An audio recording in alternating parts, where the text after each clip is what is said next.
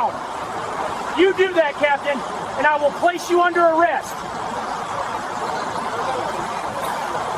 Then you better get your handcuffs ready. Hit it!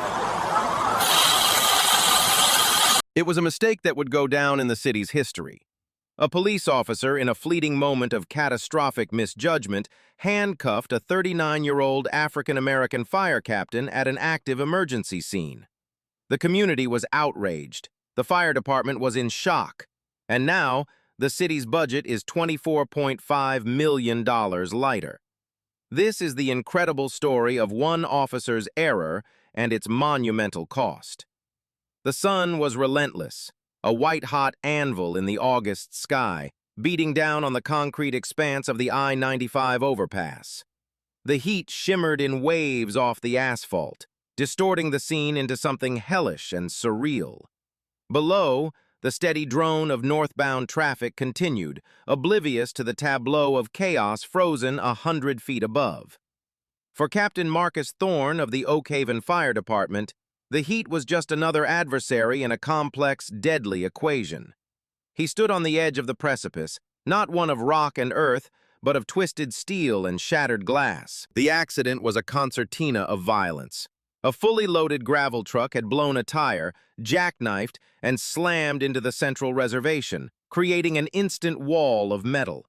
4 cars had piled into it in a brutal, screeching chain reaction. Now, they sat mangled and steaming under the oppressive sun, a monument to a few seconds of lost control. Thorne's crew, Rescue 4, moved with the grim, practiced efficiency of a surgical team. The air was thick with the smells of gasoline, hot rubber, and the faint, coppery tang of blood. The symphony of rescue was in full swing. The high-pitched whine of the cutters, the deep, percussive thud of the hydraulic spreaders, the jaws of life, and the calm, clipped radio transmissions that cut through the noise. At 39, Marcus Thorne was a study in controlled force. Built like a linebacker, his physical presence was undeniable, but it was his eyes that commanded respect. They were the eyes of a man who had stared into the abyss of human tragedy countless times and had never flinched. Beneath the brim of his red captain's helmet, his face, beaded with sweat and smudged with soot from a minor engine fire, was a mask of intense concentration. He had been with the OFD for 17 years, the last 5 as captain of one of the city's most elite technical rescue companies. He understood the physics of crumpled metal and the fragile biology of the human body trapped within it. "Jackson, how's that roof post?" Thorne's voice was a low baritone, never shouted, but carrying an inherent authority that sliced through the cacophony. "Almost through, Cap. Give me 30 seconds," a firefighter kneeling on the crushed roof of a silver sedan yelled back. Inside that sedan was the epicenter of their efforts. A man named Henderson, a middle-aged accountant according to the driver's license a paramedic had retrieved, was pinned behind the steering wheel. The engine block had been shoved back into the cabin, crushing his legs. He was conscious, his face pale with shock and pain, his breaths coming in shallow, ragged gasps. Paramedic lead Sarah Jenkins was partially inside the vehicle, a human lifeline, maintaining C-spine stabilization and murmuring words of encouragement. The golden hour was ticking. "Vitals are dropping, Marcus," Jenkins said, her voice tight with urgency. "He's going into shock. We need to get him out. Now!" Thorne absorbed the information, his mind processing a dozen variables at once. The structural integrity of the car, the angle of the extrication, the position of his men, the encroaching heat exhaustion. He was the conductor of this orchestra, and the life of Mr. Henderson was the delicate symphony they were trying to perform. "Miller, get a second line charged and ready. I don't like the way that fuel is pooling," Thorne commanded. "Jackson, as soon as you're through, we're doing a dash lift. Full reverse. We'll roll it clear off him." It was a high-risk, high-reward maneuver. A standard dash roll would push the dashboard forward, but a lift would use the hydraulic ram to physically raise the entire front of the car, creating the space they needed in one swift, decisive move. It was audacious, dangerous, and, in Thorne's expert opinion, the only option left. Every action was a calculated risk. Every decision weighed against the relentless ticking of the clock. This was his world, his fire ground, or in this case, his rescue ground. He was the incident commander, the single point of authority responsible for every life on this stretch of concrete, from the trapped victim to the members of his own crew. He was a man who saw chaos and imposed order through training, discipline, and an unshakable dedication to one single, unambiguous priority: life safety. He was about to discover that on this sweltering August day, the greatest threat to that mission wouldn't come from the unstable wreckage or the leaking fuel, but from a man in a different uniform who saw this scene not as a tragedy to be mitigated, but as a puzzle to be owned. Officer Leo Vance of the Oak Haven Police Department arrived on the scene 10 minutes after the initial dispatch.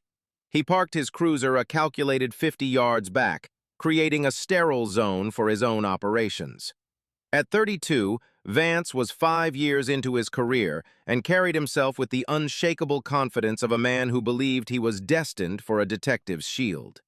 He saw the world not in shades of gray, but in the stark black and white print of the penal code.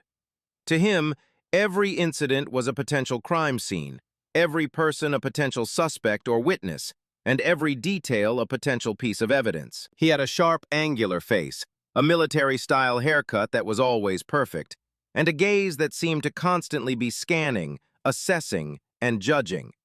He was ambitious, intelligent, and possessed a near-photographic memory for departmental regulations. This ambition, however, was a double-edged sword. It made him a prolific ticket writer and an aggressive patrolman, but it also fostered a kind of professional tunnel vision. He often became so fixated on the procedural purity of an investigation that he lost sight of the larger, more human context unfolding around him. His personnel file contained several commendations for arrests, but it also held a handful of citizen complaints for what was politely termed verbal rigidity, each dismissed with a note about his need to improve his situational de-escalation skills. As Vance stepped out of his air-conditioned car into the blast furnace of the overpass, he didn't see a desperate rescue operation. He saw the genesis of a high-profile vehicular manslaughter case. The gravel truck, the jackknife, the multiple fatalities that were almost a certainty in a wreck this severe. This would be his case. He could feel it. He was the first officer to begin a formal investigation, and he would own it from start to finish. He pulled on a pair of latex gloves, not to help, but to avoid contaminating evidence. He bypassed the triage area where paramedics were working on the less critical victims, his eyes cataloging the skid marks on the pavement, the debris field, the position of the vehicles. He was already reconstructing the accident in his head, a prosecution-ready narrative taking shape. "Hey, who's in charge here?" Vance's voice was sharp, cutting through the focused hum of the rescue workers. He directed the question at a young firefighter who was managing a hose line. The firefighter, his face flushed with exertion, gestured with his head toward Thorne. "Captain Thorne, he's incident commander." Vance strode forward, his posture a study in confrontation. He moved with a stiff, self-important gait that broadcasted his intention to take control. He saw the firefighters not as fellow first responders engaged in a parallel life-saving mission, but as potential contaminants. Every drop of water they sprayed, every piece of metal they cut, was a potential piece of evidence being washed away, a clue being destroyed. In his mind, their mission was secondary to his. He stopped a few feet from Captain Thorne, who was leaning into the wreck, directing the placement of the hydraulic ram for the dash lift.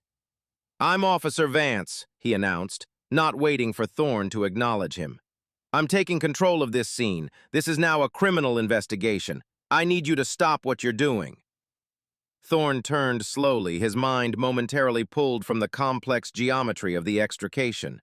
He blinked, the sweat and sun momentarily blinding him. He looked at the young, immaculately dressed officer, then back at the crushed car and the dying man inside. He must have misheard. "This is an active rescue, officer," Thorne said, his voice level, betraying no irritation. "We have a critical patient trapped. My crew is engaged in extrication. You're welcome to secure the perimeter, but this is a designated hot zone. You need to stay clear." Vance's jaw tightened. He wasn't used to being brushed off. "You don't understand, Captain. The driver of that truck is likely facing multiple felonies. This entire area is a crime scene. Your extrication is compromising the integrity of the vehicle, destroying evidence related to the cause of the collision." The sheer absurdity of the statement hung in the superheated air. Thorne stared at him. Here was a man lecturing him about the integrity of a vehicle while a human being was being crushed to death inside it. Thorne's training, his experience, and the fundamental creed of his profession all screamed one inarguable truth: life safety, incident stabilization, property conservation. In that order, always. "My primary and only responsibility right now is the life of that man," Thorne said, his voice dropping into a low, dangerous calm. "Your investigation begins after I have saved his life, not before. Now I have a job to do. Step back." Thorne turned his back on the officer, a clear and final dismissal. He keyed his radio. "Rescue 4 to command. All set for the dash lift on my mark." But for Officer Vance, this dismissal was not the end of the conversation. It was a flagrant violation of the natural order as he saw it. It was a firefighter telling a police officer what to do. The ambition in his chest curdled into something uglier, something personal. This wasn't about evidence anymore. It was about authority. On that scorched stretch of highway, two fundamentally different philosophies of public service were about to collide with the force of the initial crash. And Officer Leo Vance had just decided that his would be the one to prevail. "I am giving you a lawful order, Captain." Vance's voice was louder now, sharp with indignation. He stepped forward, placing himself directly in Thorne's path, forcing the captain to face him again. "Cease all extrication activities immediately."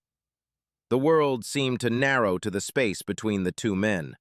The whine of the hydraulics, the groans of the victim, the frantic calls on the radio, it all faded into a dull roar. Thorne looked from the unwavering, zealous conviction in the young officer's eyes to the face of paramedic Jenkins inside the wreck. Her expression was a mask of pleading urgency. Mr. Henderson's life was leaking away with every second this conversation continued. "Your order is not lawful, officer," Thorne stated, enunciating each word with cold precision. "It interferes with an active emergency operation and endangers a human life. Under state law and the National Incident Management System, as incident commander, I have sole operational authority on this scene. Now, for the last time, get out of my way." For Thorne, the calculus was simple and absolute. He had a duty to act. The law, both moral and municipal, was on his side. He had spent his entire career preparing for moments like this, making life-or-death decisions under unimaginable pressure. This officer, with his abstract concerns about a future court case, was a dangerous distraction. But for Vance, Thorne's defiance was a short circuit. It was a direct repudiation of the authority he believed his badge conferred automatically. He saw Thorne's steadfastness not as professional duty, but as arrogance and obstruction. In his mind, the scene was no longer a rescue. It was a standoff. "You are obstructing a criminal investigation," Vance bit out, his hand dropping to rest instinctively near the grip of his sidearm. It wasn't a threat, just a deeply ingrained posture of enforcement. Everything you cut, everything you move, is potential exculpatory or inculpatory evidence. You are contaminating the scene. A harsh, incredulous laugh escaped Thorne's lips. "Evidence?" he repeated, gesturing to the mangled sedan. "The evidence is that a man is dying. The jaws of life aren't contaminating anything, officer. They're the only thing keeping this from becoming a recovery instead of a rescue. My arson investigator can sift through the ashes, and your traffic reconstructionist can analyze the wreckage after we've saved the life. That is the order of operations. It is not negotiable." Thorne turned to his crew, his voice once again the calm center of the storm. "Ready on the lift." "Ready, Cap," came the reply. On three. 1, 2. I said stop, Vance shouted, his voice cracking with fury. He took another step, grabbing Thorne's arm just above the elbow of his heavy turnout coat. The physical contact was the final catalyst. It was a line that should never have been crossed. Thorne instinctively tensed, his body reacting to the hostile grip. He didn't pull away, but he stood firm, a granite-like presence. The years of training, of facing down fires and staring into the abyss, had forged an iron control over his emotions. He would not be provoked. "Get your hand off me, officer," Thorne commanded, his voice rumbling with a controlled fury that was far more menacing than any shout. The other firefighters from Rescue 4, who had been focused intently on their tasks, now turned their heads. They saw the police officer with his hand on their captain, their leader. A collective wave of disbelief and anger rippled through the crew. Jackson, the firefighter on the roof, started to climb down. Miller, managing the hose line, took a step forward. They were a tribe, a family forged in fire, and an attack on their captain was an attack on them all. "Everybody hold your positions! Do your jobs!" Thorne's order was sharp, absolute. He knew this was a precipice. He had to keep his team focused on the mission, on Mr. Henderson. He could handle the officer. He turned his gaze back to Vance, his eyes like chips of flint. "You are interfering with a firefighter in the performance of his duties. You are creating a public safety hazard. You are going to be the reason this man dies. Is that what you want on your conscience? Is that the case you want to build?" For a fleeting second, a flicker of doubt might have crossed Vance's mind. He was confronted by a man of unshakable resolve, backed by a crew of equally determined professionals, all focused on a singular, noble purpose. But the poison of his own ego had gone too deep. To back down now would be a public humiliation. He had issued a lawful order in his mind, and it had been refused.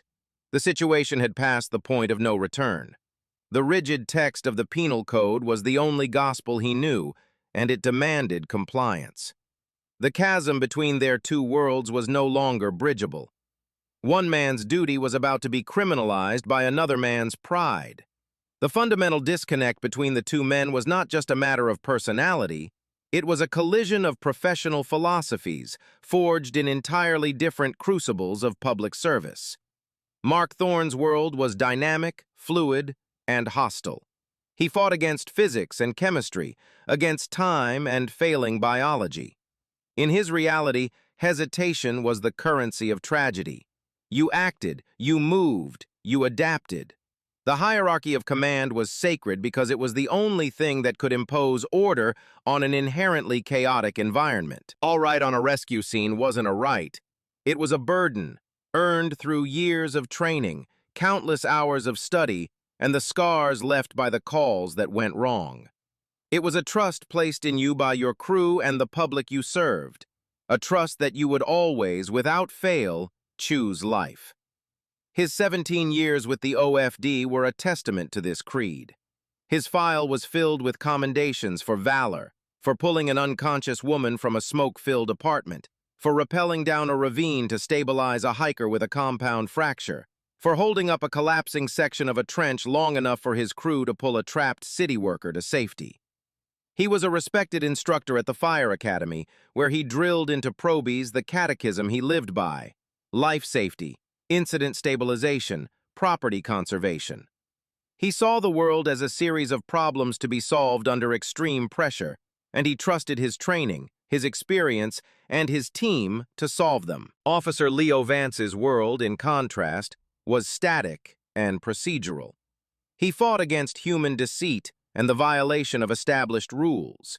His reality was governed by statutes, case law, and the meticulous preservation of the past. To him, an incident scene was something to be frozen in time, not conquered. Every action was measured against its future admissibility in a courtroom. The chain of custody was as sacred to him as the chain of command was to Thorne. Authority was not earned. It was granted by the state, symbolized by the badge on his chest and the gun on his hip. It was an absolute, not a variable. His 5 years on the force had been a relentless pursuit of this ideal, He came to law enforcement not from a family legacy, but from a deep-seated need for order and control. He saw society as a teetering structure, and he was the fulcrum, the enforcer who kept it from collapsing into chaos. This belief in his own vital role, however, often outstripped his actual experience. He consumed police procedurals and legal thrillers, fascinated by the cat-and-mouse game of investigation. He saw himself as a modern-day Sherlock Holmes in a patrol car, piecing together clues others missed. This self-perception made him effective at routine police work, but dangerously unprepared for a multi-agency crisis where his authority was not supreme. On that sun-scorched overpass, these two worldviews were locked in an intractable conflict. Thorne saw a dynamic emergency that had to be stabilized. Vance saw a static crime scene that had to be preserved. Thorne's authority was derived from the immediate, tangible threat to Mr. Henderson's life. Vance's was derived from the abstract, procedural demands of a potential future prosecution. "Your arrogance is going to cost you your career, Captain," Vance said, his voice low and seething as he finally removed his hand from Thorne's arm. The threat was plain. Thorne ignored it. He had faced far worse threats than a puffed-up patrolman. He turned back to the car. "Jenkins, how is he?" "He's fading, Marcus. His pressure is bottoming out. We have maybe a minute." The word hung in the air. A minute. 60 seconds between life and death. The time for debate was over. "That's it," Thorne said, his decision absolute. "We're lifting. Jackson, Miller, on my mark." "You do that, and I will place you under arrest," Vance stated, his voice flat and devoid of emotion. It was the final card he had to play. He was invoking the full power of his office to stop this. The chasm between them had become an unbreachable canyon. Thorne looked at Vance, and for the first time, he saw past the uniform and the ego. He saw a young man so profoundly out of his depth, so blinded by a dangerous combination of ambition and ignorance that he was willing to let a man die to prove a point. It was a level of recklessness Thorne had never encountered. He knew he had a choice. He could comply.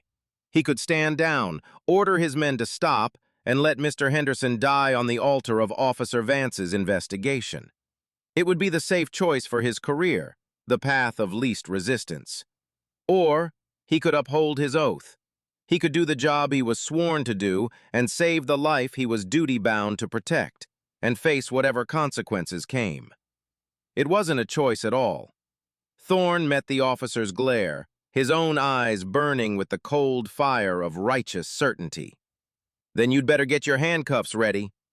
He turned away from Vance, his focus entirely on the mission. "Hit it!" he roared. The hydraulic pump whined to a higher pitch. The steel arms of the ram tensed. The frame of the car groaned in protest. And as the dashboard began to lift, freeing the crushed legs of the man inside, the unbreachable chasm between duty and ego was finally crossed, with the click of a handcuff's ratchet. For Officer Vance, Thorne's final command was the ultimate act of defiance. It was a direct, public, and unforgivable rejection of his lawful authority. The fragile edifice of his ego, already stressed by the confrontation, shattered completely.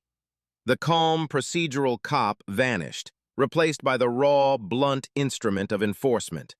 Reason fled. Rage took the helm. "That's it. You're done," Vance snarled, his right hand moving with the practiced speed of countless training drills. He didn't reach for his gun, he reached for his handcuffs. The metallic rasp of the chain as he unclipped them from his duty belt was shockingly loud, a sound alien to the controlled chaos of the rescue scene. It was the sound of a line being crossed, a Rubicon of professional conduct from which there was no return. Thorne was focused on the lift, watching the dashboard rise millimeter by millimeter, his hands gesturing to his crew to keep the movement steady. He felt a sharp tug on his arm and was spun around with surprising force. Before he could fully process what was happening, Vance had wrenched his left arm behind his back, the thick material of the turnout coat bunching up. "You are under arrest for felony obstruction of a governmental operation," Vance yelled, the words a proclamation for all to hear. He was no longer just a cop, He was the wrath of the state visited upon an insubordinate public servant. The scene froze. Jackson, Miller, and the other members of Rescue 4 stopped mid-motion, their tools whining down into silence. Paramedic Sarah Jenkins, still half inside the car, looked up, her face a mask of horrified disbelief. On the periphery, other officers and firefighters who had been managing traffic and triage turned to stare. The cell phones of civilian onlookers, already recording the dramatic rescue, now focused on a new, even more unbelievable drama. Thorne didn't resist. He stood his ground, a bull of a man in heavy gear, as the smaller but wiry officer struggled to control him. To resist would be to validate the officer's actions in the eyes of some. He would not give him that satisfaction. "Officer, think about what you are doing," Thorne said, his voice strained not from struggle, but from the sheer, crushing weight of the absurdity of the moment. "There is a man dying 3 feet from you." "I told you to stop," Vance grunted, using a knee for leverage to force Thorne's other arm back. He fumbled with the cuffs, his movements clumsy with adrenaline. The first cuff snapped shut over the bulky sleeve of Thorne's coat, a useless and symbolic restraint. He struggled for a moment longer before finally securing the second cuff, linking the captain's hands awkwardly behind him. Click. The sound was final, definitive. Captain Marcus Thorne, decorated officer of the Oak Haven Fire Department, stood on the highway overpass he was charged with securing, in front of the crew he was sworn to lead, and was now a prisoner. The lift had stopped. The dashboard, partially raised, settled back slightly. Inside the car, a low moan escaped Mr. Henderson's lips. "The patient!" Jenkins screamed, her voice piercing the stunned silence. "We were almost there! He's crashing!" The spell was broken. Lieutenant Miller, Thorne's second-in-command, a steady 10-year veteran, looked from his arrested captain to the dying man. For a critical, agonizing second, he was paralyzed by the impossible choice before him. His captain, his friend, was being arrested. But his training, his duty, screamed at him to focus on the victim. "Keep working!" Miller roared, his voice cracking with a mix of fury and anguish. "Finish the lift! Let's go!" He took a step toward Vance. "What in God's name are you doing? We have a man dying!" Vance ignored him, his entire focus on his prisoner. He shoved Thorne forward, away from the scene of the rescue. "You should have followed my orders, Captain," he spat, the formal title now dripping with sarcasm. As Vance marched him toward the waiting patrol car, Thorne could only look back over his shoulder at the scene of his shattered command. He saw his crew, leaderless and shaken, trying to restart the delicate high-stakes operation. He saw Miller, a good officer, now thrust into command in the middle of a crisis he was in no way prepared for. He saw the frantic movements of the paramedics. The puzzle he had been methodically solving was now a mess of scattered pieces. The arrest of an incident commander on an active emergency scene is not a contingency covered in any manual. It is a black swan event, a catastrophic failure of interagency protocol so profound that it creates a vacuum, sucking order, discipline, and authority out of the environment. In that moment, Officer Leo Vance had not just arrested a man, he had decapitated the entire emergency response. And the fire, the chaos, the specter of death they were all fighting felt no such hesitation. It surged forward to fill the void, indifferent to the human drama of badges and egos that had just handed it a victory. The 10 yards between the mangled sedan and Officer Vance's patrol car felt like a mile to Marcus Thorne. Each step was a fresh wave of despair. He could hear the renewed shriek of the hydraulics as his crew, now under Lieutenant Miller's fractured command, scrambled to finish the extrication. But the rhythm was gone. The seamless, almost telepathic coordination of a veteran rescue team had been shattered. They were now a body without a head. Vance shoved him against the side of the hot patrol car, the metal searing even through his thick coat. "I'm securing a criminal," Vance said into his radio, his voice tight with a self-righteous triumph. "Scene is secure." Thorne almost laughed. "Secure? The scene was rapidly deteriorating into chaos. He watched as Miller, now forced to simultaneously direct the rescue and process the trauma of his captain's arrest, made a split-second decision. The delicate dash lift was abandoned. The risk was too high without Thorne's steady hand guiding it. "Switch to the spreaders. We'll take the door and B-post. Rip the whole side off," Miller yelled. It was a brute force alternative, slower, more violent for the patient, but it was a simpler, more manageable tactic for a crew in shock. It was a decision made from a position of reaction, not command. The initiative had been lost. From his vantage point, Thorne could see everything they couldn't. He saw the way the car was precariously balanced on the edge of the jackknifed truck's trailer. He saw that the new angle of the spreaders was putting stress on the one remaining roof post holding the crushed top from collapsing further. He saw the paramedics struggling to shield Mr. Henderson from the new, more violent movements of the rescue. He opened his mouth to shout a warning, to give a course correction, but the words died in his throat. He was a prisoner. His authority was gone. He was nothing more than a spectator at his own disaster. Vance pushed his head down and forced him into the back of the cruiser. The cage was cramped and suffocatingly hot. Through the metal grate, Thorne had a perfect, horrifying view of the unfolding catastrophe. He slammed his shoulder against the plexiglass divider. "Officer, look!" he yelled, his voice muffled. "The B-post is compromised. If they take that door, the roof is going to pancake. You have to let me go. My men need their commander."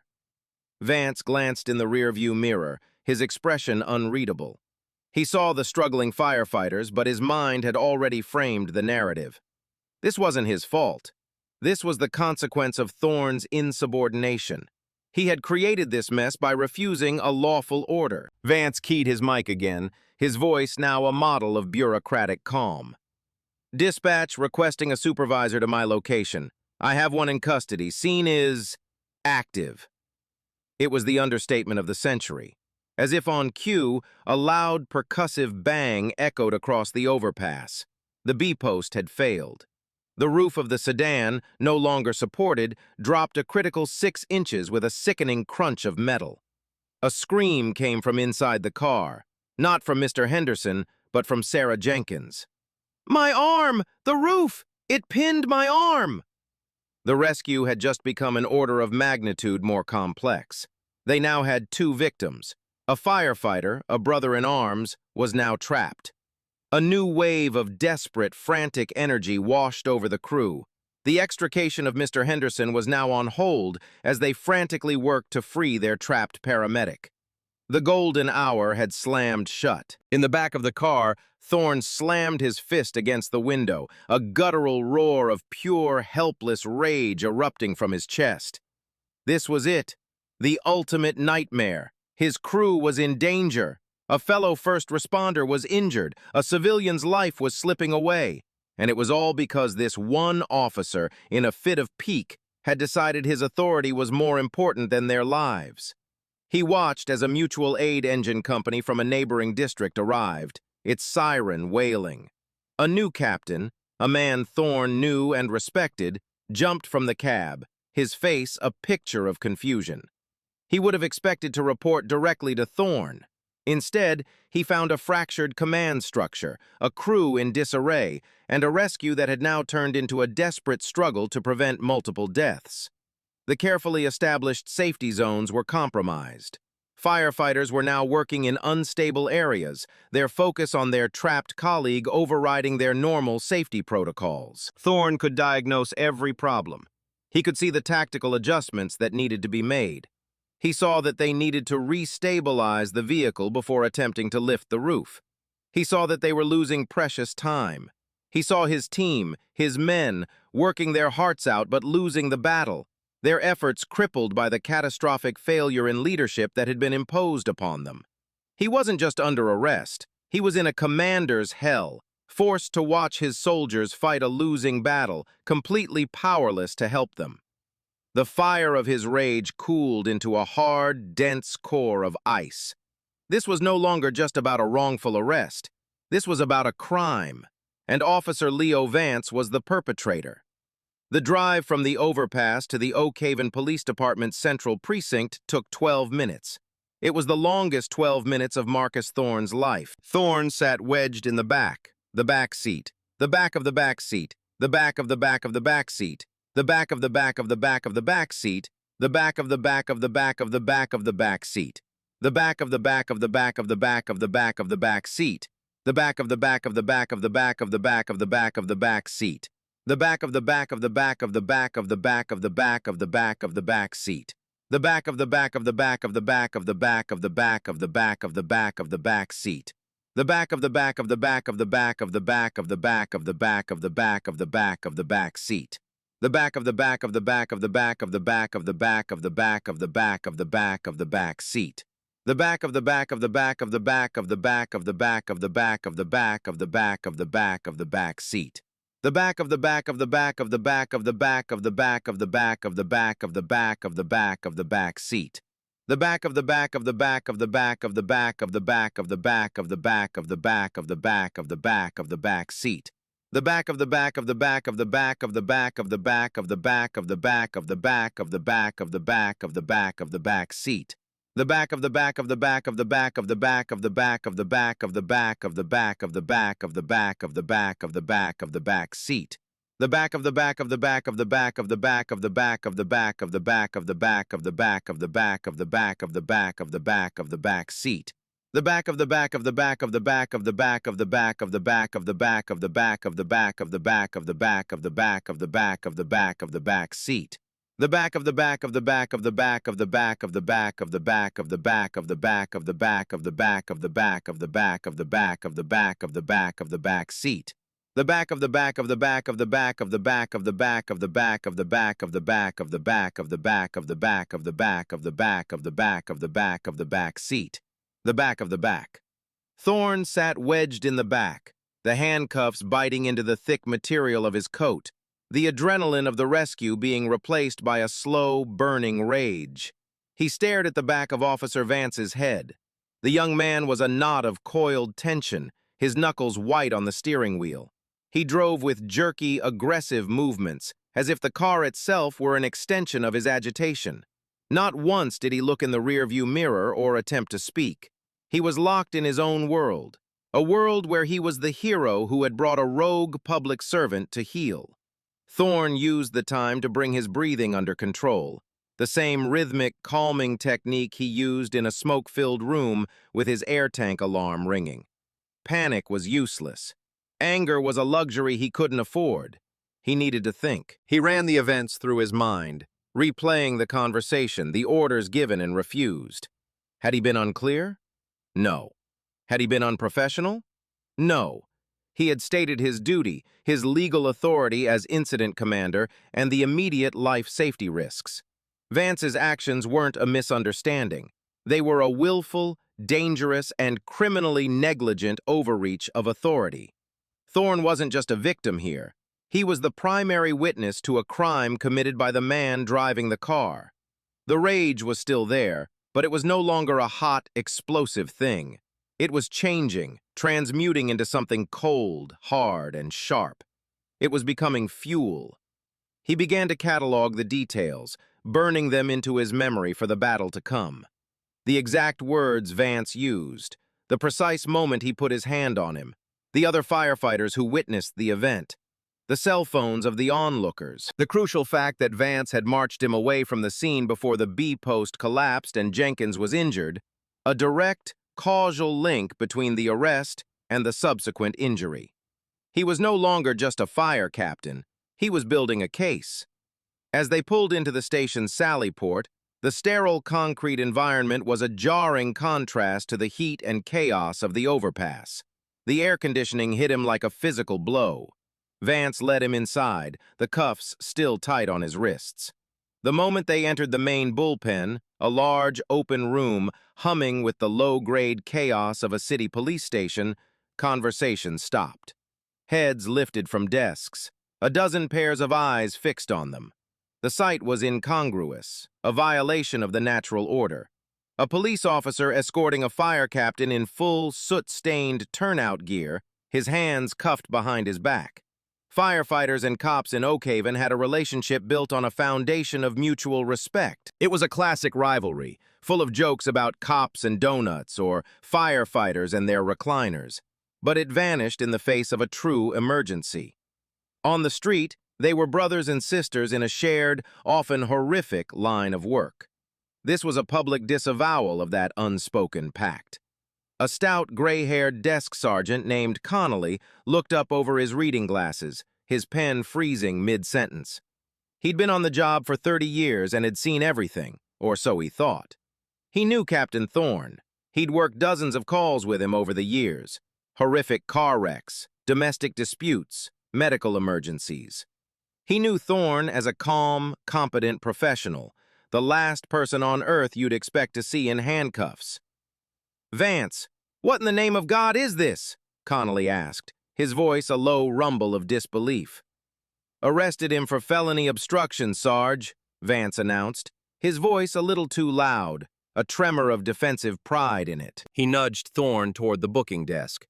"Refused to follow a lawful order at the I-95 pileup. Interfered with my investigation." Connolly slowly took off his glasses and rubbed the bridge of his nose. He looked from Vance's rigid, self-righteous expression to Thorne's weary, soot-covered face. He looked at the bulky turnout gear, the helmet still clipped to Thorne's belt, the radio still slung over his shoulder. "You arrested the incident commander. At the incident?" Connolly asked, his tone making it clear he was struggling to process the concept. "He was destroying my crime scene," Vance insisted. The cold fury in Thorne's guts solidified into a diamond-hard point of resolve. He met Sergeant Connolly's gaze. He didn't say a word. He didn't need to. His silence, his stained uniform, his cuffed hands, they spoke with more eloquence than any protest.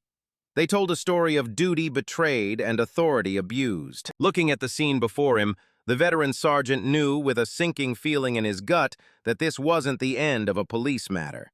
It was the beginning of a war. The overpass was still a disaster zone, but the real damage, the kind that cost careers and millions of dollars, was just starting, right here in this quiet, air-conditioned room. The booking process began, and the atmosphere of surreal absurdity only deepened. A younger officer was tasked with the intake, and he approached the job with the hesitant deference of a man who knew he was participating in something profoundly wrong. Vance had to help Thorne out of his heavy turnout coat because of the handcuffs, revealing the sweat-soaked and dirt-stained uniform shirt underneath. The gear, designed to protect him from flames, now felt like a cage. The booking officer began cataloging Thorne's possessions, laying them out on the counter. A thermal imaging camera, a multi-gas meter, a multi-tool, a set of window punches, a firefighter's folding spanner wrench, a wallet containing his driver's license, photos of his wife and 2 daughters, and his fire department ID, clearly identifying him as Captain Marcus Thorne. The items laid out on the counter weren't the tools of a criminal, they were the tools of a lifesaver. Each item was a silent testament to the man's profession, a stark rebuke to the situation he was in. "Any weapons on you, Captain?" the young officer asked, the title coming out automatically, almost apologetically. Thorne just stared at him, his silence a more powerful answer than any word. Meanwhile, Sergeant Connolly had picked up the arrest report Vance was filling out. He read the narrative, his brow furrowing deeper with every line. He was a cop from the old school, a man who understood the delicate dance of interagency cooperation. He knew that the unwritten rule on any major scene was simple. The fire department handles the hazard, the police department handles the perimeter. It wasn't complicated. "Your report says you ordered him to cease all extrication activities," Connolly said, his voice flat. "All of them." "That's correct, Sarge. To preserve the integrity of the vehicle." Connolly put the report down and looked at Vance as if he were an alien species he was trying to understand. "Son, are you aware that the municipal code, not to mention state law and federal NIMS guidelines, explicitly grants the ranking fire officer sole command authority over all life-saving and hazard mitigation operations within the immediate scene?" Vance's confidence wavered for the first time. "He was obstructing my investigation," he began, but his voice lacked its earlier conviction. "What you call an investigation, he calls a rescue, Vance," Connolly countered, his patience wearing thin. "Did you make any attempt to contact a supervisor before making this arrest? Did you consult with the traffic reconstructionist unit to see if there was a way to conduct the rescue while preserving whatever evidence you thought was so damned important?" "There wasn't time. The situation was dynamic." "The situation was a man dying in a car." Connolly's voice rose, and several other officers turned to look. "And you decided the best course of action was to arrest the one man who could save him." The station's phone rang, a shrill, insistent sound. Connolly snatched it up. "Desk sergeant." "Yes, chief." "Yes, sir, he's here now." "I understand." He hung up the phone, his face grim. He looked at Vance. "The police chief and the fire chief are on their way here, together, and I'm told the fire union president is about 5 minutes behind them.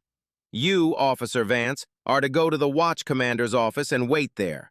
Don't talk to anyone. Don't touch your radio. Just wait." Vance's face paled. The triumphant adrenaline of the arrest was rapidly being replaced by the cold dread of consequence. He had followed procedure, he told himself. He had enforced the law. But the unholy spectacle of Captain Thorne standing in the booking area, the silent judgment in Sergeant Connolly's eyes, and the news that the city's top brass was descending upon the station told a different story. He had not just arrested a firefighter, he had pulled a pin on an institutional grenade, and it was about to go off in his hands. Thorne was led to a small, sterile holding cell to wait. As the heavy door clanged shut, he finally allowed himself a moment. He leaned his head against the cool, concrete wall. He could still hear the sirens in his mind. He didn't know if Mr. Henderson was alive or dead.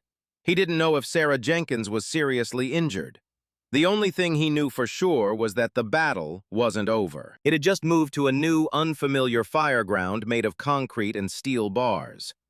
The moment Officer Vance's voice crackled over the police radio, stating he had a fire captain in custody, the information spread through the city's emergency services network like a live wire. It was a broadcast so unusual, so far outside the bounds of normal protocol, that at first, the dispatchers thought it was a prank or a miscommunication. In the Central Dispatch Center, a shared space for police, fire, and EMS, a stunned silence fell over the room. A veteran dispatcher keyed her mic. 12 Adam, confirm your last transmission. You have OFD personnel in custody? That is affirmative, dispatch. Vance's voice came back, tight and clipped. One in custody for felony obstruction.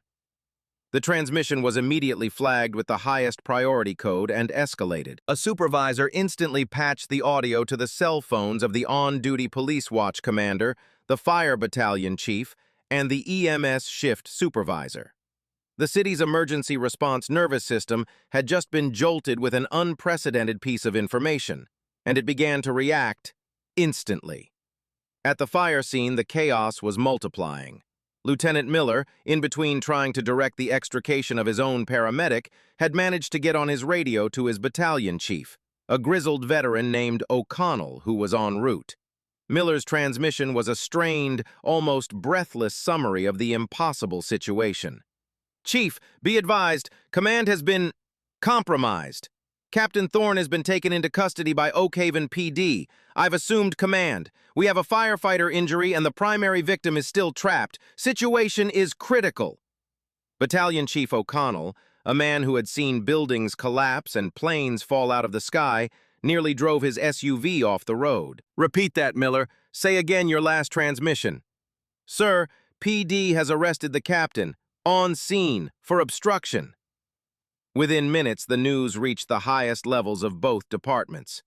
Fire Chief Davis, a political appointee who hated controversy, and Police Chief Miles, a hard-nosed veteran struggling to reform his department's aggressive image, were on the phone with each other, their conversation a tense exchange of disbelief and blame. But crucially, the news also reached the one organization built for moments precisely like this, the Oak Haven Firefighters Union, Local 228. Union President Frank Costello was in a budget meeting at City Hall when his phone buzzed with a priority text from the union's on-duty steward. He excused himself, read the message, and his face, normally ruddy and cheerful, turned to stone. Costello was a retired fire captain himself, a bulldog of a man who viewed his union members as his own family. An injury in the line of duty was a tragedy. A disciplinary action was a fight. But the arrest of a captain on his own incident scene while performing his duties, that wasn't just a fight. It was a declaration of war. He made 2 calls, his voice a low, dangerous growl. The first was to Fire Chief Davis, informing him in no uncertain terms that the Union was mobilizing its full legal resources and that if Captain Thorne was not released within the hour, every firefighter in the city would be hearing from their Union reps. The second call was to a number on speed dial, one reserved for the most serious situations. "Amelia, it's Frank. We have a 5-alarm emergency and it's not a fire. I need you at the Central Precinct. Now!" Amelia Sanchez was the union's secret weapon. She was a partner at a high-powered downtown law firm, a former prosecutor who had switched sides to specialize in civil rights and labor law. She was sharp, relentless, and possessed a formidable understanding of the intricate laws governing emergency services. She was known for her meticulous preparation and a courtroom demeanor that could reduce seasoned police commanders to stammering wrecks. She had defended firefighters in disciplinary hearings and had sued municipalities for unsafe equipment and wrongful termination. She was, in short, the last person the city's attorneys ever wanted to see walking into a courtroom. As Costello hung up the phone, the institutional gears were now grinding at full speed. The initial shock was giving way to the cold, hard mechanics of damage control and legal maneuvering. The city's nervous system, which had been designed to manage external crises like car wrecks and fires, was now turning inward, preparing for an internal war that threatened to tear the fabric of its public safety services apart. The arrest of one man had ignited a firestorm that no amount of water could extinguish, and the lawyer who specialized in fighting fire with fire was on her way. Amelia Sanchez moved through the Oak Haven Police Department's Central Precinct with the focused, unhurried confidence of a predator entering a new territory. She was dressed in a perfectly tailored navy blue pantsuit, her briefcase held firmly in one hand. She didn't look angry. She looked energized, as if the sheer audacity of the situation was a challenge she relished. She radiated an aura of competence and authority that made the officers in the bullpen instinctively sit up straighter. The air of chaos and confusion that had followed Thorne's arrival began to coalesce into a new, more tense atmosphere. The advocate had arrived. Sergeant Connolly met her at the front desk, his expression one of weary relief. He was a man drowning in a sea of protocol violations, and she looked like a life raft. "Counselor," he said, nodding grimly. "He's in a holding cell. The chiefs are with the watch commander now. I want to see my client. Alone. And I want the arrest report, the incident log, and the name of the arresting officer. You have 5 minutes to provide them," she said, her voice calm and professional, but with an underlying steel that left no room for negotiation. Connolly, who had no love for lawyers, found himself nodding in agreement. Right away. She was led to a small, glass-walled conference room. A few minutes later, the heavy door to the holding area opened, and Marcus Thorne was escorted in. The handcuffs had been removed, but the red marks on his wrists were still visible. He looked exhausted, his uniform filthy, his face a grim mask. But when he saw Amelia, a flicker of something new appeared in his eyes. The grim resolve of a fighter who has just seen his cornerman arrive. "Marcus," she said, her voice softening slightly as she set her briefcase on the table. "Frank Costello called me. Let's get you out of here. Tell me everything, from the moment the officer arrived. Don't leave anything out." Thorne recounted the events, his voice a low, tired monotone. He wasn't emotional. He was a commander giving an after-action report, sticking to the facts, the orders, the responses. He detailed Vance's demands, his own explanations of the rescue dynamics and his legal responsibilities as incident commander. He described the physical contact, the arrest, and the moment he was pulled away, leaving his crew and the victims in a state of chaos. He told her about the B-post collapse and Sarah Jenkins's injury, which he had witnessed from the back of the patrol car. Amelia listened, her pen flying across a legal pad.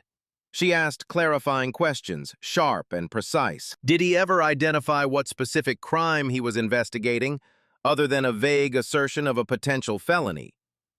Did he make any attempt to contact an actual traffic reconstructionist before demanding you stop your operations? Were there any other police officers present who witnessed your conversation? When he finished, she closed her notepad. Her expression was cold, hard, and furious. This is one of the most egregious cases of abuse of authority I have ever encountered, she said, her voice firm.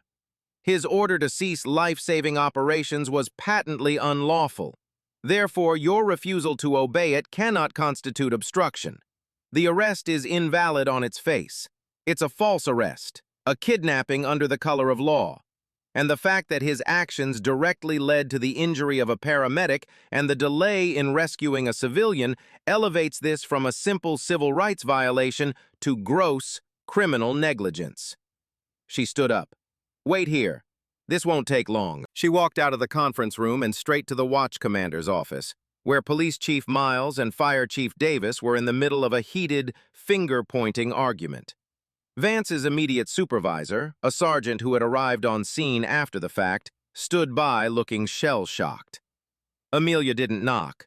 She just walked in, and the force of her presence brought the argument to an abrupt halt. Chief Miles, Chief Davis, she said, her tone leaving no room for pleasantries. I am Amelia Sanchez. I represent Captain Marcus Thorne.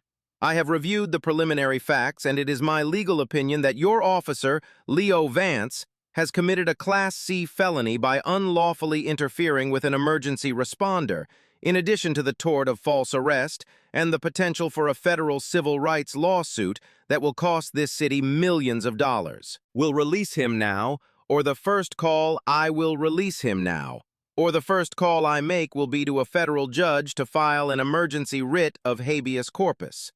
The second will be to every news outlet in this state. The room was silent. Chief Miles, a man used to being the ultimate authority, found himself utterly outmaneuvered. The arrival of the advocate had changed the game. This was no longer an internal disciplinary matter. It was a federal case in the making. The silence in the watch commander's office was thick with the weight of impending disaster. Police Chief Miles, a career cop who had worked his way up from street patrol, stared at Amelia Sanchez. He saw no bluff, no room for negotiation. He was a man who knew a losing fight when he saw one, and this had the makings of a slaughter. He glanced at Fire Chief Davis, whose face was a mixture of fury at the insult to his department and terror at the political fallout. Ms. Sanchez, we are still gathering the facts of this unfortunate incident, Chief Miles began, his voice a strained attempt at official calm. The facts are clear, Chief, Amelia cut in, her voice like ice. Your officer arrested my client for doing his job. Your officer's actions then resulted in the injury of a paramedic. The only fact left to gather is how large the settlement check written by the city is going to be. Now here is what is going to happen. You are going to release Captain Thorne immediately and unconditionally. You will not process the charges. His personal effects will be returned to him, and he will be provided with a police escort back to the scene or his fire station, whichever he prefers. If these things do not happen in the next 5 minutes, we can continue this conversation in federal court tomorrow morning. While she spoke, the watch commander, a captain named Peters, had been frantically working his computer. He had pulled Officer Vance's initial arrest report and, more importantly, his personnel file. Reading them together painted a damning picture. An officer with a history of aggressive behavior and citizen complaints for his rigid confrontational style, making a felony arrest based on a flimsy, self-initiated investigation that violated dozens of established protocols for multi-agency scenes. Peters slid a printed copy of Vance's complaint history across the desk to Chief Miles. The chief's face tightened as he read it. The dawning horror was becoming palpable. This wasn't a good officer having a bad day. This was a problem officer finally creating a problem too big to ignore. He had called Vance into his office just before Amelia's arrival. The young officer walked in, still buzzing with a kind of defiant self-importance. He recounted his version of events, framing himself as the lone defender of the law, thwarted by an arrogant fire captain who refused to respect his authority. But as Chief Miles cross-examined him, poking holes in his timeline and questioning his tactical decisions, Vance's narrative began to crumble. So you, a patrol officer with no formal accident reconstruction training, made a unilateral determination that the value of preserving the vehicle's interior outweighed the imminent threat to a civilian's life and the judgment of a 17-year fire department veteran? The chief had asked, his voice dripping with skepticism. The circumstances were suspicious, Chief. I had to secure the scene. You didn't secure a scene, son, the chief had shot back. You detonated it.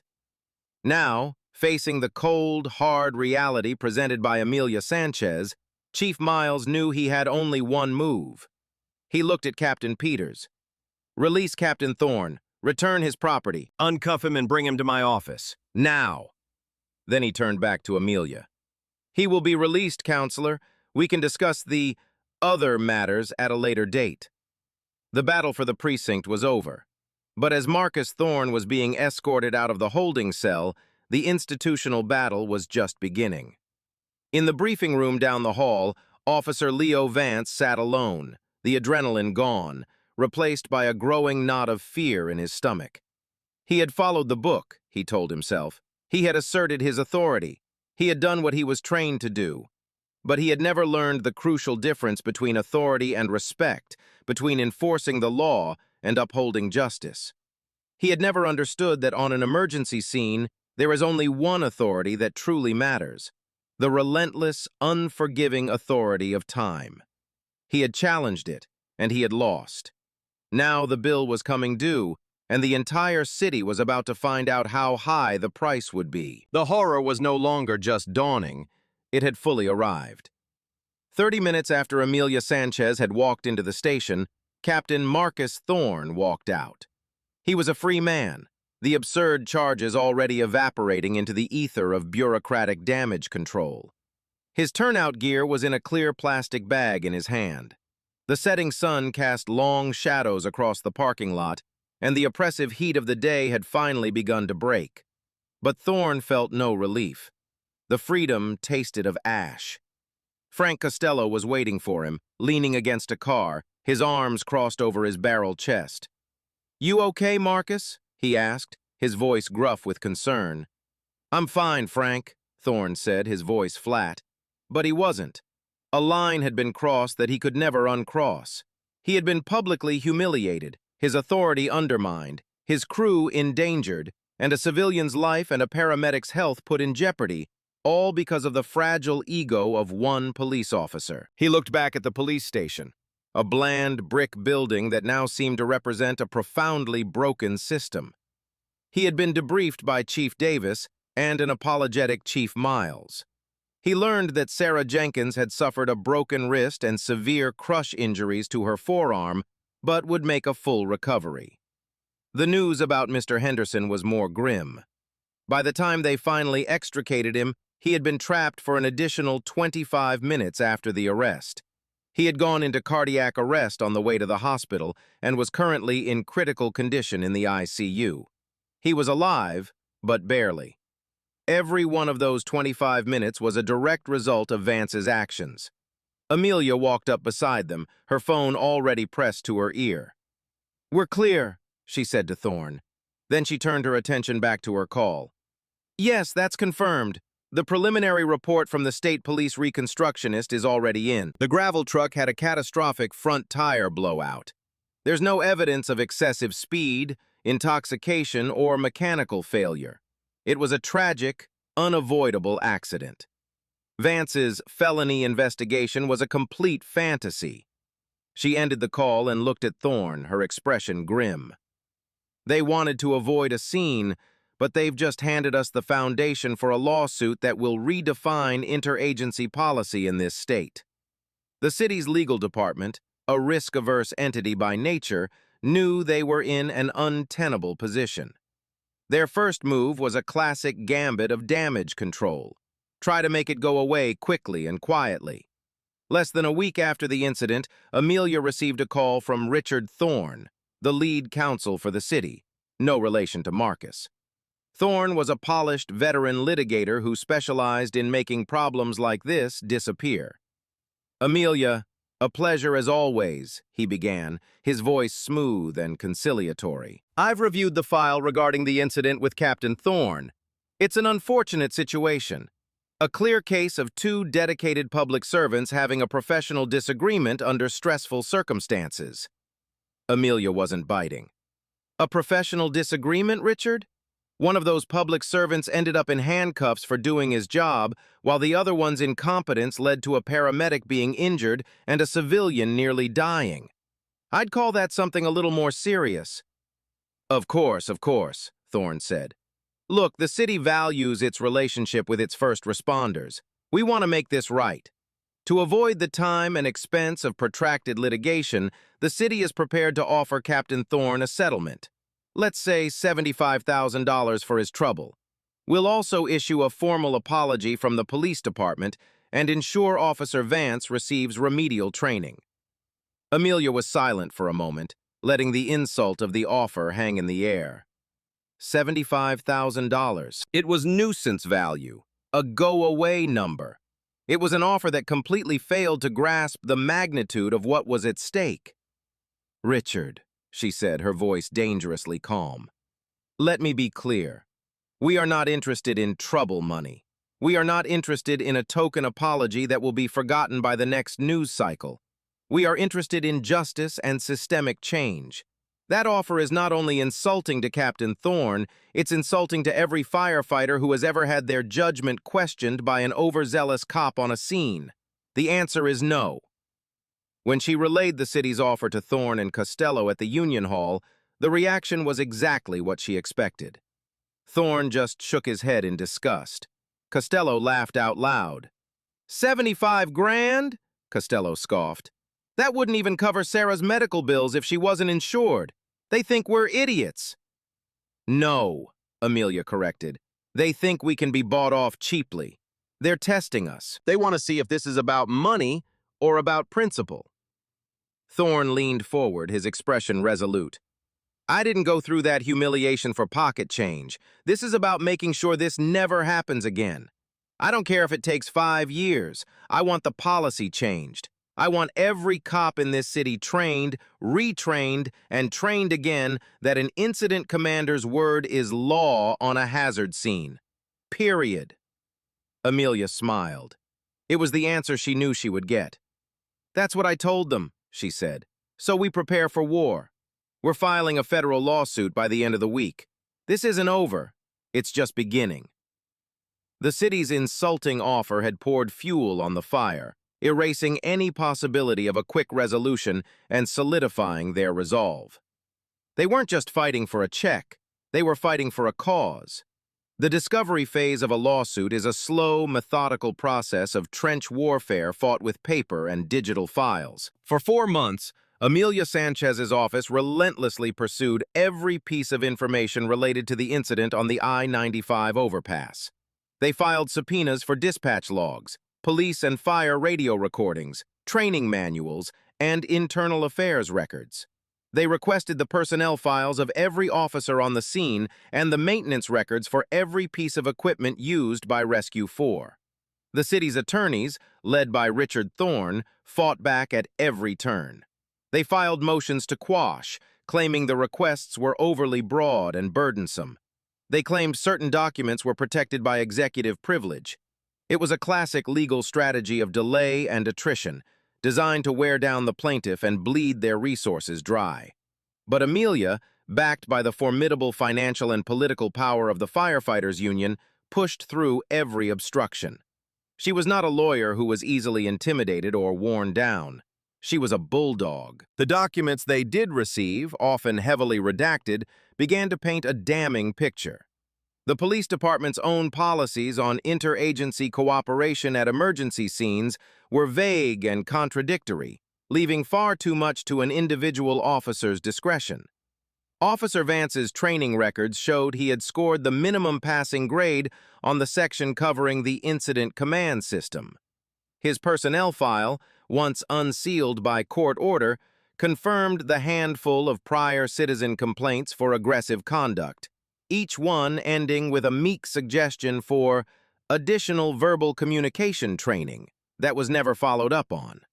But there was one piece of evidence that Amelia knew would be the key: the Rosetta Stone that could translate the entire chaotic event into a clear, undeniable narrative. It was the one piece of evidence the city was fighting hardest to keep under wraps: Officer Leo Vance's unedited body camera footage. The city's legal team threw up a wall of objections. They claimed it was part of an ongoing internal affairs investigation and therefore confidential. They argued its release could compromise Officer Vance's right to a fair disciplinary hearing. They even suggested it could be prejudicial to the city in future unrelated cases. Amelia saw through the smokescreen. They weren't trying to protect an investigation, they were trying to hide the truth. They knew, or at least suspected, what was on that tape. "They're stonewalling Marcus," she explained to Thorne during one of their strategy sessions. "Their entire case rests on the idea that this was a professional disagreement in a confusing, high-stress environment. They want to keep it a he said situation. They want to be able to argue that you were the one who was aggressive, that Vance's actions were a reasonable response to your insubordination. The body camera footage eliminates all of that ambiguity. It's the one objective, unblinking witness that was there from start to finish." She filed a motion to compel, forcing the issue before a federal magistrate judge. In a sealed hearing, Richard Thorne argued passionately for the city. He spoke of officer privacy and the integrity of internal processes. When it was her turn, Amelia was brief and devastating. "Your Honor," she began, "the city's argument is a red herring. This footage is not just evidence. It is the central fact of the entire case. It captured the very moments that constitute the alleged civil rights violations. To deny us access to it would be to deny my client the ability to prove his case. The city wishes to litigate this case in the dark. We simply wish to turn on the lights." She then played her trump card. "Furthermore, Your Honor, we have sworn affidavits from 3 other firefighters and 2 paramedics on the scene who will testify that Officer Vance was the sole aggressor and that Captain Thorne remained professional and composed throughout. The city is not trying to protect an investigation. They are trying to hide the misconduct of their officer from this court and from a jury." The magistrate judge, a no-nonsense former prosecutor, was not impressed by the city's arguments. He had seen these tactics before. His decision was swift and unequivocal. "The motion to compel is granted," he stated, his voice ringing with finality. "The city will turn over the complete, unedited, and unredacted body camera footage from Officer Vance's device from the time of his arrival on scene to the time he cleared the scene, within 48 hours. Failure to comply will result in sanctions." The battle for the unblinking eye was over. Amelia had won. The city's legal stonewall had been shattered. Now they would all finally get to see what the ghost in the machine had recorded. They were about to witness the truth, second by second, from the perspective of the man who had set a disaster in motion. Amelia, Marcus Thorne, and Frank Costello gathered in a conference room at the law firm to watch the footage for the first time. The air was thick with anticipation.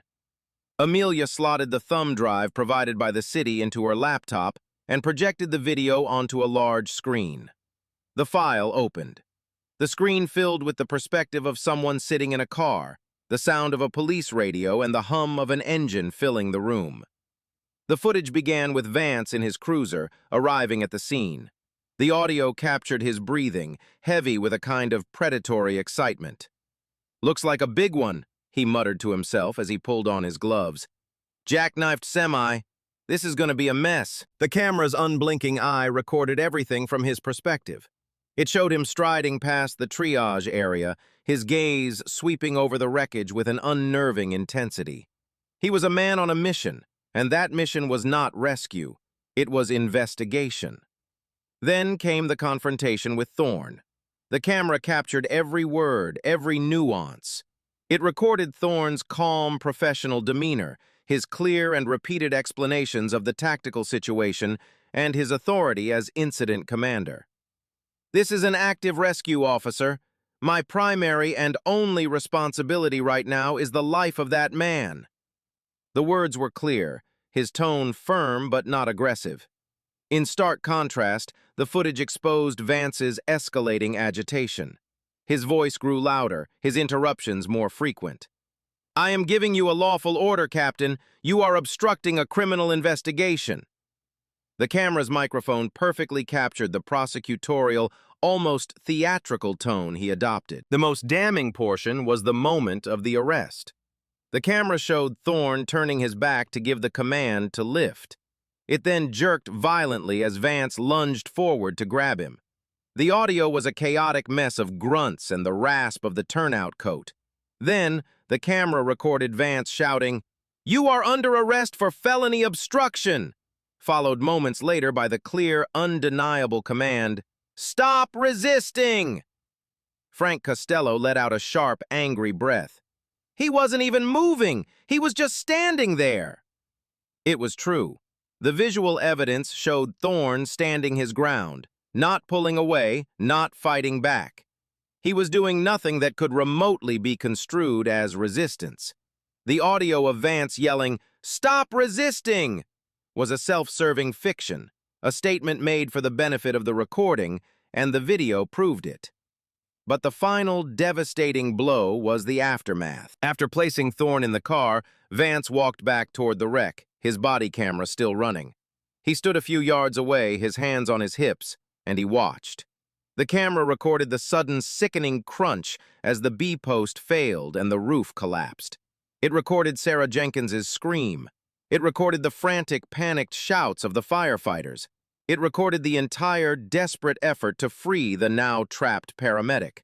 And it recorded Leo Vance standing there doing nothing. He made no effort to help. He offered no assistance with crowd or traffic control. He didn't even radio in the new, more critical situation of a trapped first responder. He was a passive observer, watching the disaster he had precipitated unfold. His face, whenever he turned his head and it was briefly visible in a reflection, a mask of grim, stubborn satisfaction. He had won his power struggle, and the consequences were irrelevant. When the video ended, the conference room was utterly silent. Thorne stared at the blank screen, his jaw tight. Watching the event from Vance's perspective was a profoundly unsettling experience. He had seen the raw, unfiltered ego that had driven the entire catastrophic chain of events. Costello let out a long, low whistle. My God, he recorded his own crime. He filmed himself manufacturing a false charge of resisting arrest and then recorded himself failing to render aid. Amelia Sanchez was already on her laptop, her fingers flying across the keyboard as she drafted a new motion. A slow, cold smile spread across her face. This changed everything. "This isn't just evidence anymore," she said, her voice electric with a litigator's excitement. "This is the whole case. No jury in the world will watch this and side with the officer. We don't even need witnesses." The body camera, a tool intended to promote police accountability, had become their star witness. It was an objective, unblinking observer that had captured not just the events, but the intent, or lack thereof, behind them. It showed a fire captain performing his duty with textbook professionalism, and a police officer abandoning his own duty in a reckless, ego-driven pursuit of authority. Amelia attached the video file to an email addressed to Richard Thorne at the city's legal department. The body of the email contained only 3 words. "Your move, Richard." The digital ghost in the machine had spoken, and its testimony was irrefutable. The city's case had just gone up in smoke. The deposition of Officer Leo Vance took place in a sterile beige conference room at a neutral law firm. It was a formal legal proceeding conducted under oath, with a court reporter transcribing every word. Vance arrived, flanked by Richard Thorne and a nervous-looking police union attorney. He wore his dress uniform, presumably to project an image of professionalism and authority. He looked confident, almost cocky, but a muscle twitching in his jaw betrayed his nerves. Marcus Thorne was there, sitting silently beside Amelia Sanchez. His presence was a strategic choice. Amelia wanted Vance to have to look at the man whose life he had upended while he answered her questions. For the first hour, Amelia was disarmingly calm. She walked Vance through his background, his training, his years on the force. It was a standard, almost boring procedure designed to lull him into a false sense of security. Then she pivoted to the day of the fire. "Officer Vance, when you arrived on scene, what was your primary duty as the first responding police officer?" she asked. "To secure the scene, maintain a perimeter, and investigate any potential criminal activity," he answered, the words sounding rehearsed. "And what did you observe upon arrival?" "I observed a major motor vehicle accident, a fire department on scene conducting an extrication, and what I believe to be suspicious circumstances surrounding the cause of the crash." "Let's talk about those suspicious circumstances," Amelia said, leaning forward slightly. "Your report, which you filed after the fact, makes no mention of any specific suspicious circumstances. Can you tell me now, under oath, what evidence you had at that moment to believe a felony had been committed?" "The severity of the crash. It was my opinion that the driver of the truck may have been criminally negligent." "Your opinion, officer? Are you a certified accident reconstructionist?" "No, but have you had more than the basic academy training in determining the cause of commercial vehicle failures?" "No." "So, you had no expert qualifications. You had no physical evidence.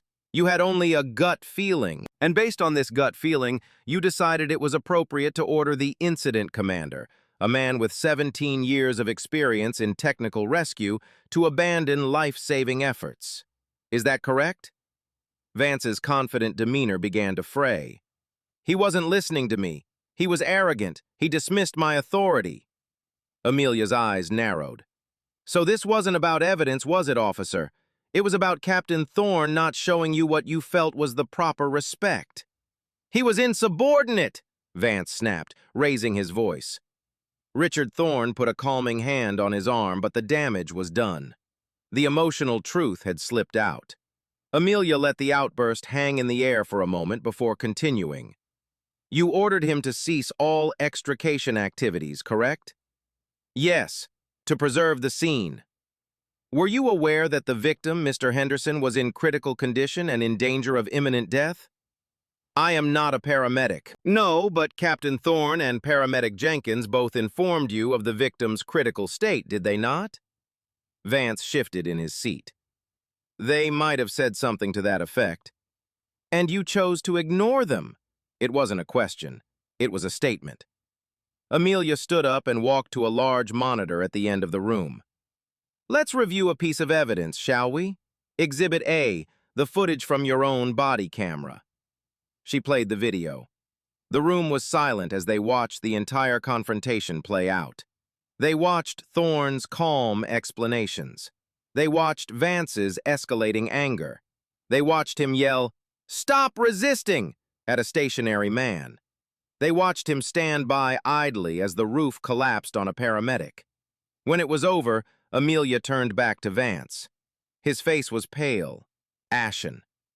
"Officer Vance," she began, her voice cold and precise, "your body camera shows Captain Thorne standing perfectly still when you accuse him of resisting. Can you explain that discrepancy?" Silence. "It shows you standing by, watching a paramedic get injured as a direct result of the chaos created by your arrest. It shows you failing to render aid or even radio for assistance for her. Can you explain why you made no effort to help?" Silence. "Can you explain to me, Officer Vance, how arresting a fire captain and allowing a paramedic to be injured helped you preserve evidence for your imaginary criminal investigation?" Vance looked to his lawyers for help, but they could offer none. They stared down at their legal pads, their faces grim. He was trapped by his own words, his own actions, all captured on his own camera. He shouldn't have defied my order, Vance finally stammered, his voice barely a whisper. Amelia walked back to the table and sat down. She looked directly at him, her gaze unflinching. One final question, officer. At any point during this entire incident, from the moment you arrived until the moment you drove away, did it ever occur to you that Captain Thorne might have been right? The deposition was over. Vance's defense, his justifications, his entire professional identity had been systematically dismantled under the harsh glare of the truth. His own testimony had confirmed he was driven not by procedure or evidence, but by a bruised ego and a fatal misunderstanding of his own authority. The transcript would be a monument to his folly, and Amelia Sanchez had just chiseled it in stone. The day after Vance's deposition, the city's legal department went into full-blown panic mode.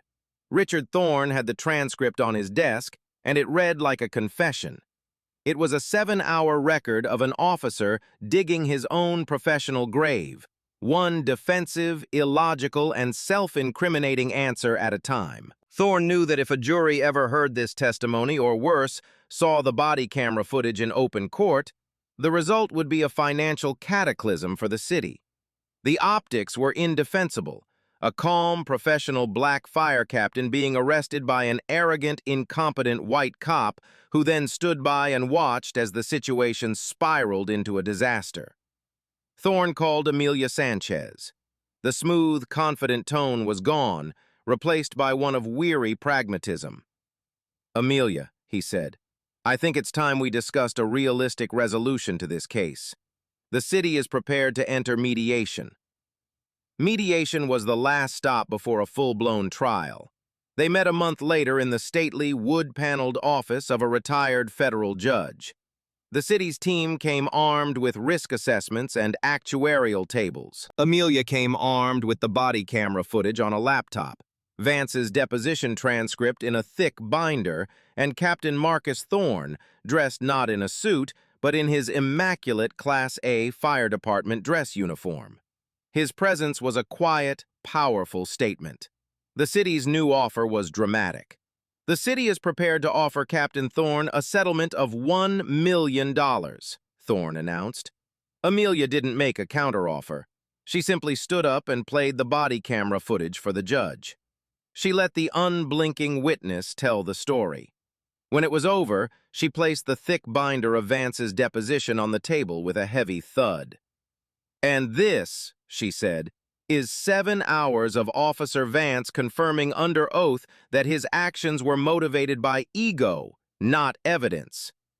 The judge, a shrewd old jurist, looked at the city's team.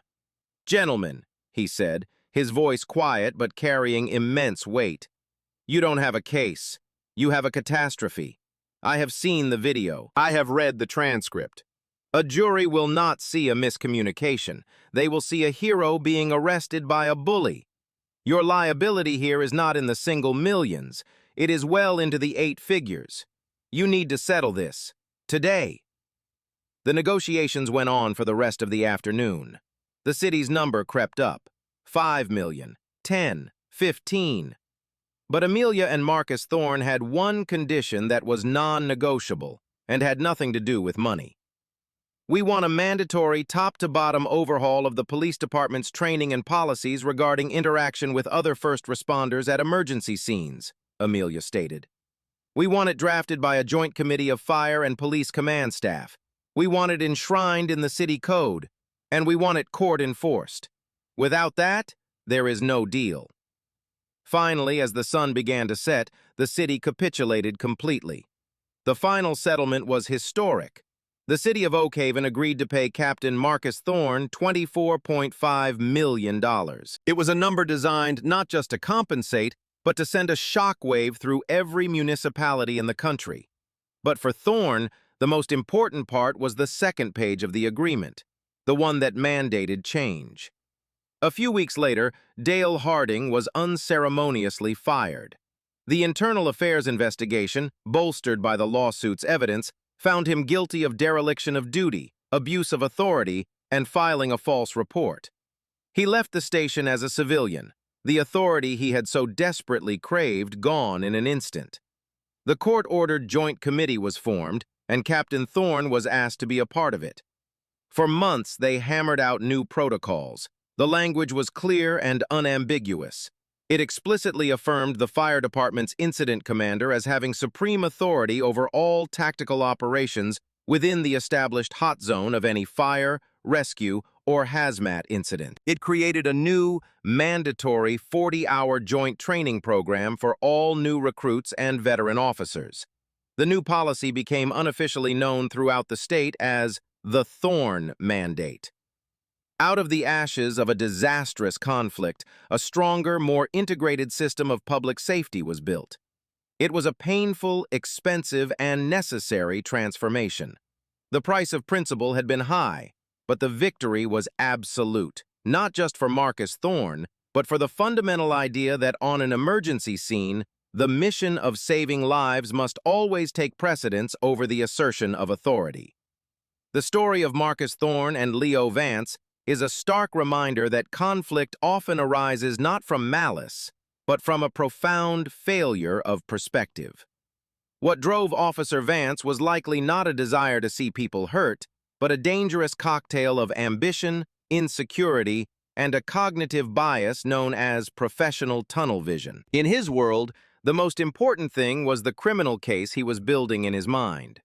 He was so focused on the end, a potential conviction, that he became blind to the immediate, life-threatening means of the rescue itself. His badge, which should have been a symbol of public trust, became a shield for his ego. He couldn't fathom a world where his authority wasn't absolute, where a different uniform carried a superseding, life-saving duty. This mindset, the inability to see beyond one's own role in a larger, more complex event, is a quiet poison in any hierarchical system. We can ask ourselves, what if things had been different? What if Captain Thorne, fearing for his career or simply seeking to avoid a confrontation, had complied? What if he had ordered his men to stand down? Mr. Henderson would have certainly died, crushed and alone in his car. Paramedic Sarah Jenkins would not have been injured in that specific way, but the entire crew would have carried the lifelong scar of being ordered to watch a man die when they had the power to save him. Compliance would have been the easy path, but it would have been a path leading to certain tragedy and an unforgivable dereliction of duty. Thorne's defiance was not an act of ego. It was an act of profound responsibility, the ultimate fulfillment of his oath. The lesson here transcends the uniforms. It is a lesson about the nature of true authority versus the performance of power. Vance performed power. Thorne exercised authority, an authority born not from a badge, but from competence, experience, and an unwavering commitment to his primary mission. In any profession, in any life, we will all face moments where we are asked to compromise our core duties for the sake of someone else's agenda. This story teaches us that preparation, knowing your job, knowing your rights, and documenting your actions is the armor you wear into that conflict. The body camera that damned Vance could just as easily have exonerated him if his actions had been just. The objective truth is a powerful ally. This story is a testament to the idea that sometimes the most courageous act is to professionally, calmly, and firmly say no. It is about the quiet hero who does their job correctly under pressure, even when the personal cost is immense. It is about the integrity of the mission being more important than the convenience of compliance. What did you take away from Captain Thorne's decision? Have you ever been in a situation where you had to choose between what was right and what you were told to do? Let me know your thoughts in the comments below. Your engagement helps support the channel and allows us to continue telling these important stories.